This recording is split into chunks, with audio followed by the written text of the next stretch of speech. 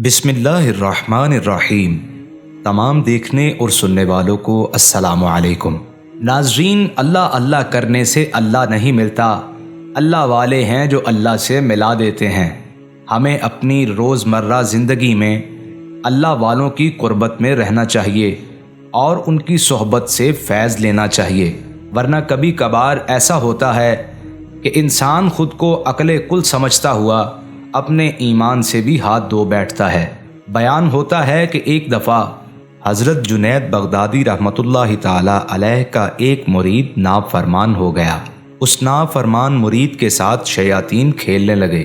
वो रोज़ाना ख्वाब में फ़रिश्तों की सूरत में उसके सामने ज़ाहिर होते और उसे जन्नत की सैर कराते, उम्दा खानों से उसकी तवाज़ो करते।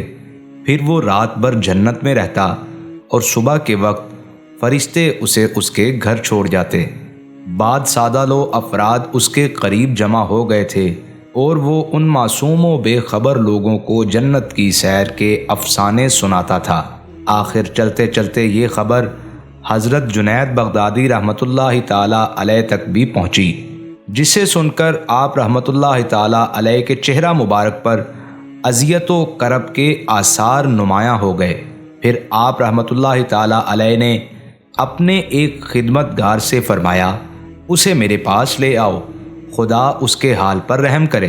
जब जुनैद बगदादी रहमतुल्लाहि ताला अलैह के खादिम ने उसे पीरो मुर्शिद का पैगाम दिया तो वो पुरगुरूर लहजे में कहने लगा, मैं खुद पीरे कामिल हूँ, मुझे कहीं जाने की ज़रूरत नहीं, जिसे आना हो वो खुद चला आए, मैं उसे भी जन्नत की सैर करा दूँगा। हज़रत जुनैद बगदादी रहमतुल्लाहि ताला अलैह ने बड़े सब्र व तहम्मुल के साथ अपने मुरीद का जवाब सुना।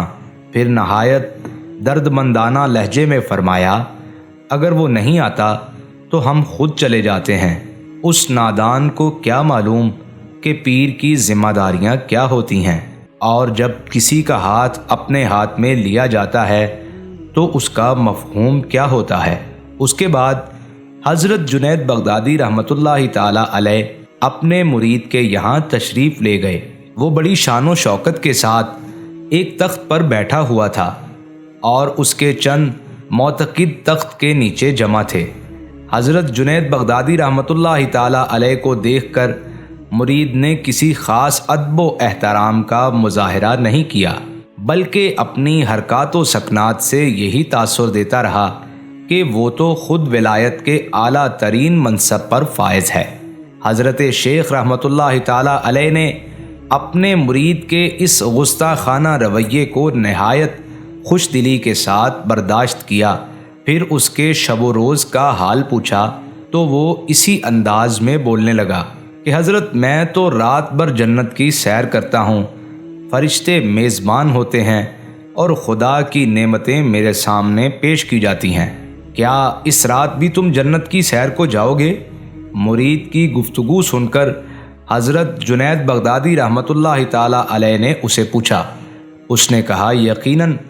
मुरीद की बदतमीज़ी का वही आलम था, उसे ये एहसास तक नहीं था कि पीरो मुर्शिद उसके सामने मौजूद हैं। उसकी ये बातें सुनने के बाद हज़रत जुनैद बगदादी रहमतुल्लाहि ताला अलैह ने फरमाया, फिर हमारी खातिर ऐसा करना कि जब फ़रिश्ते तुम्हें बहिश्त में ले जाएं और तुम्हारे सामने खुदा की नेमतें पेश कर दें तो तुम सिर्फ़ एक बार ला हौल वला कुव्वता पढ़ देना। मुरीद ने हैरान होकर कहा कि मुझे इसकी क्या ज़रूरत है।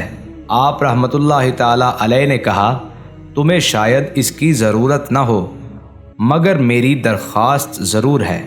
हज़रत जुनैद बगदादी रहमतुल्लाहि ताला अलैह ने अपने मुरीद के मुतकब्बिराना तर्ज़ अमल को नज़रअंदाज करते हुए फरमाया और वापस तशरीफ़ ले आए। उस रात भी हस्बे मामूल शयातीन फ़रिश्ते बनकर उसके ख्वाब में आए और उसे ऊँट पर सवार करके बहिश्त में ले गए। मुख्तलिफ़ मकामात की सैर कराने के बाद नफीस व लज़ीज़ खाने पेश किए। अगरचा उस शख्स ने पीरो मुर्शिद की नसीहत को दिल से कबूल नहीं किया था, लेकिन ना चाहते हुए भी उसकी ज़ुबान से कलमा मुक़द्दस निकल गया। ابھی فضا میں لا حول ولا قوت الا باللہ کی گونج باقی تھی کہ تمام شیاطین جو فرشتوں کے روپ میں موجود تھے وہ چیختے ہوئے بھاگ گئے۔